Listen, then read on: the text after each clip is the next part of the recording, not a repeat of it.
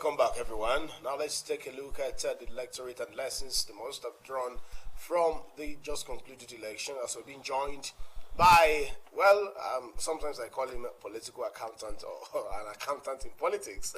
Rotimi Ogunleye, good morning. It's nice to see you again. Good morning, Mr. Mozojo.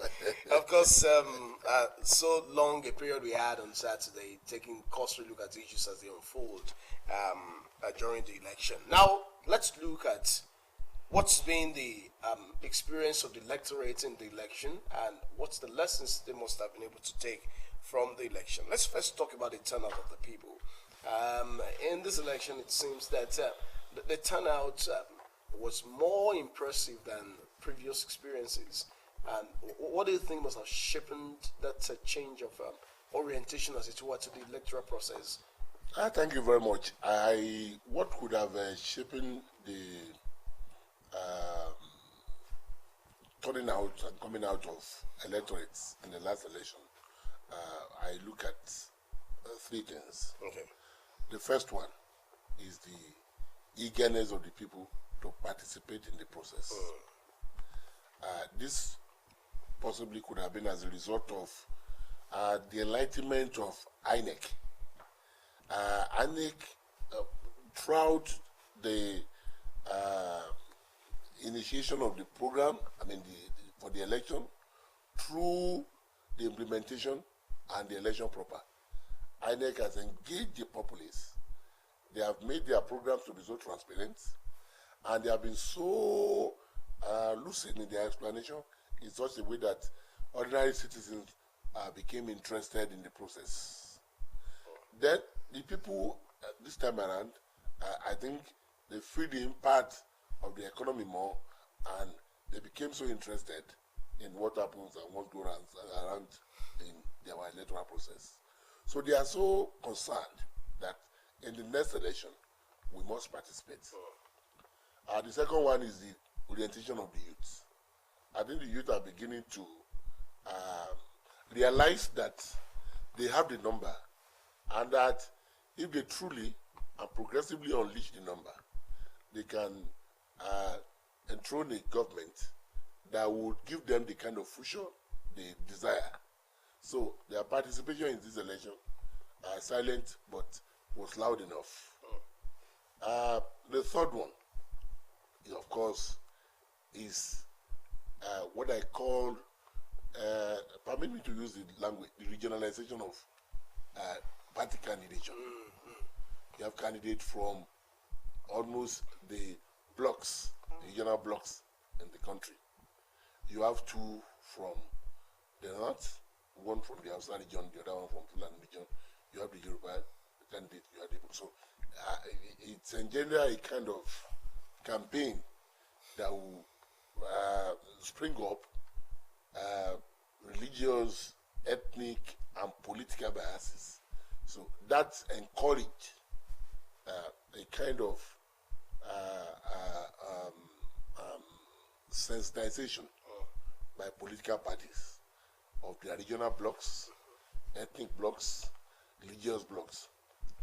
And the campaign was so done in such a way that this is the very first time that presidential candidates will be organizing town hall debate, meeting with organized body, having a kind of heart-to-heart community discussion, interactions. So before it used to be state campaign, regional campaign, that people would just come, campaign, and they go. But this time around, the campaign, I think, was taken to the people. I remember one of the candidates met with the Manufacturers Association of Nigeria. I could see the other one meeting with some ICT tech professionals. Then, just like that. Okay. Then, some notable individuals, industrialists in Nigeria, they met with them, and you could see that concrete campaign promises were being handed down at that meeting. So that probably all of this would have dovetailed into campaign ancestors, of the people that made them to earnestly come out to say they want to express. Well, just a minute. I'm more interested in particular thing because you're also someone that's very, very vocal on the social media. So let's talk about this. Proud the election, you find many people making more enemies than friends because of I'm supporting party A, you're supporting party Z, you're supporting party Q. And now the elections, even starting from the campaigns, you find candidates even exchanging pleasantries everywhere and all of that. When their supporters are on the social media fighting, even in real life making enmity and all of that. At each other's jugular. So now the election has been concluded, the presidential and the National Assembly. In the acceptance speech of the president-elect, Bola Tinubu, he did say whether you were ratified or articulated or conquesia or obedient, that everyone should come together and work for a greater nation. Now, where does that place political intelligence, especially on the part of the electorate, in dealing with election? You see, unfortunately, emotional intelligence is an aspect of human life that requires spontaneous management. The spontaneity of it is so demanding that when it comes, at times, you find it difficult to resist it. What I'm saying is this. Every electorate, every supporter of political candidates would have reason for taking side with a particular candidate. And it was so immersed in that reason to the extent that he or she will want others to see the way he or she has been, defining his interest. Unfortunately, we are not wired the same. We can't see things from the same prism. So why trying to make others see the way you have seen it? Why trying to explain some concepts, some principles, some of the things that you think should aggregate to encourage you to take an informed decision? Some people, out of youth exuberance, their SSCs, they could come around with some invectives. In the process, you may want to say, these people, if you don't put them where they belong, they'll continue to constitute nuisance in this space. So some you may have to reply, some you may just have to ignore, if you know that that's their trade. But in all, it's human endeavor. It is human activities. You can't but find some set of people that will not be able to manage their emotion, that will not be able to understand the protocols that are required in public engagement. They throw questions into the wind. They talk because, of course, it is interest.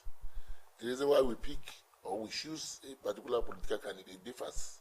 Some it is personal, some it is national, some it is political, some they are stakeholders in their party. Some could be pecuniary. Yes, that's what I'm saying. So all this interest, when they come together, it's just like a soup in a pot. When you put them on fire, the meat there, the fish, the palm, all of them, they'll be struggling to come up. So when you see this struggle, it could be that some will suppress the other, some will give this elbow, some will guide so that they can come up. So in the process, you see conflicts, violence. But the moment the soup is done, you take it off the fire, you put it down and it simmers. Everybody will just have to come down. So that is what politics is all about. Now the soup is done now. The election is announced. Winner has emerged. All of them, you don't even need to appeal to them. You will see the rate at which they become friends. It will be alarming. Yes. No, it is enough. It has been like that. So nobody should ever kill himself for unfortunately, social media cannot even allow you to kill because you are engaging virtually. Of course. Now, let's look at this issue. Like you mentioned earlier, on the issue of blogs, we had the majority of Igbos supporting P2B, Yorubas. Even at the end of the day, we saw Northerners supporting the APC candidate. So the place of tribalism They didn't really come there. Though as many people as possible are looking at the Southeasterners as the only tribalistic people at this point. Now, will you strongly blame those people from that side that they supported someone they think is their own? Or do you think it's what comes with politics? See, let's be sincere. It is possible that if I'm born an Igbo person, I will support Peter Obi. And it is not because I see him as a better candidate, manifesto-wise, or the policy in his hand. It could be that maybe I live in Anambra, where we have had very terrible erosion, ecological problems. And possibly it requires the attention of the federal government. Maybe we will need about 600 billion naira to fix that, hypothetically. And the state government has not been able to do that because it is huge. Economical problem, at least the constitution provides that the federal government should assist, come to the aid of the state. And maybe one or two distant relatives have lost their property or life to that particular menace, that particular natural problem. And now that I see somebody in the horizon who is an Igbo extraction contesting an election, maybe when it comes to our states to campaign or local government to campaign, and I just had the opportunity from my community of asking them, look, we are suffering from so. He said, don't worry, I understand your challenges, and you know I'm very prudent in government. I'll make sure that this is fixed if I became the president. Either he's doing well in other areas, or his program, or his manifesto, or his promises in other area, either they are realistic or not. I will key into that. I will support him. Because one, I know he's from our area. Two, he understands the problem. Then three, we have not had presidency before. So these three factors will come into play. You see, I saw some TikTok video clips where some pastors and churches up north, east, they're saying that if you don't vote for Peter Obi, if you come to church tomorrow, which is on Sunday, I'll flog you. The priest was just being, seriously, why talking seriously? And frankly, at that, he was jovial with it. Okay. Of course, he wouldn't tell my wife I'm an Igbo person to come and eat her on Sunday, I'll be flogging her. But he was just euphemistically seeing how committed they should be to that. So you will not, yes, why you read ethnic meanings to it, you should also look at it from the other side. Let's they have not been president in the past, judging from the fact that they still carry in their mind the scar of the civil war, and that they are attributing that to the reason why. Because of our time, Rotimi Ogunleye, let's talk summarily somehow. What are the tips, as it were, of lessons that the electorate must speak from this exercise, especially in preparation for another round of election into governorship and houses of assembly? What are the lessons that they must speak and allow to reflect in their minds as they prepare for the next round of election? One, the electorate must know that election is about them. It is not about the governor, it is not about the president, it is not about the National Assembly members. It is about them. The decision they make will determine the decision that will be made on their life. You see, there are two decisions here. The decision to choose a leader and the decision of the leader or you. So they must realize that it is a big lesson. They must also know that their terms carry a kind of power that must not be, fiddled with. They must appreciate that term in election day. Okay. They must look carefully, look beyond ethnic identity, look beyond religious identity, look at the system, look at the unity of the system, look at the economy, look at the life of their children, look at what is happening to education now. Because if it collapses, the entire system of a nation collapses. look at all of this and be sincere that, look, this person is saying the truth. Why is it that our education is not because we don't have enough revenue, we don't have, they must be sincere. So the electorate must know that. And the electorate must also know that while the electioneering campaign is ongoing, there is life after election.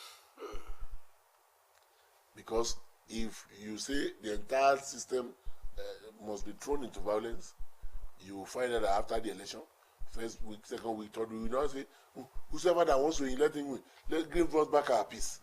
We should understand that peace is very, very, very, very, very important. So these are the things I want the electorate to know.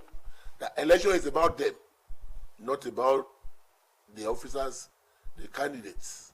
It is about them. They are choosing people who will take decisions that will come back to them. Like I said, it is the decision that will form a decision on them. All right, let's look at the issue of thuggery.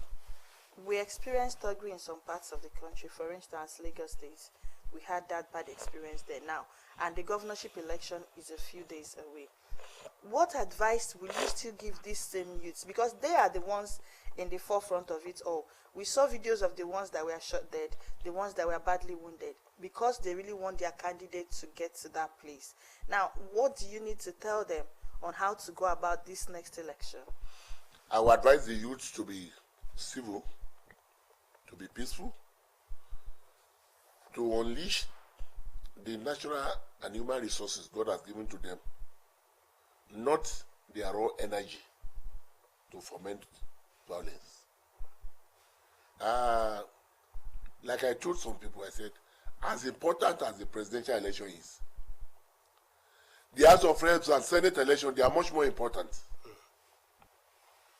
If the president is so determined to do what is right, if the president has National Assembly, that the members are more of patronage and politics of the belly, the hard time they are going to give to that president will not allow him to have a peaceful administration. So the policy of an executive is implemented and interpreted in the budget. The budget is a document that is going to be worked on by the National Assembly. So the output of that budget determines the functionality of the policy of the executive. So the same thing, the state. They are very, very important. So the youth must see this and they must engage constructively. Violence can never be an option because you won't get anything out of it. What will happen is what we also during NSAS, we destroy public assets, burnt vehicles that government used to take to convey citizens of this state to school free of charge every day. They were all burnt. They will never experience such again. So, amen. So it is the government that will go and look for another money. So it is, if whatever that is destroyed, it is we that is going to pay now, for it. quickly, I'm also sure that you saw very many things that happened in this election, from the point of getting to the polling units, to the point of accreditation, voting, and sorting, counting, and the eventual declaration. What should INEC do better as we go into the governorship and houses of assembly elections? Thank you very much. INEC has really tried. They have upped their game in terms of sensitization, in terms of education of the electorates. INEC has done very, very well in that area. I think what is left to be done is about the thing around us, like Shimamanda Adichie will say. It is around our neck. So it's about things around us as a people. It is about our attitude. When you give people job, they value their citizens share, their integrity, their dignity will come into play in any job that you put them.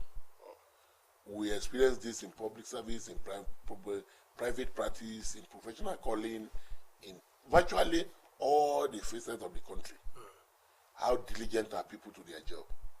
People look at the money, not the job, not the interest. So you always find them too in either ad hoc or regular staff.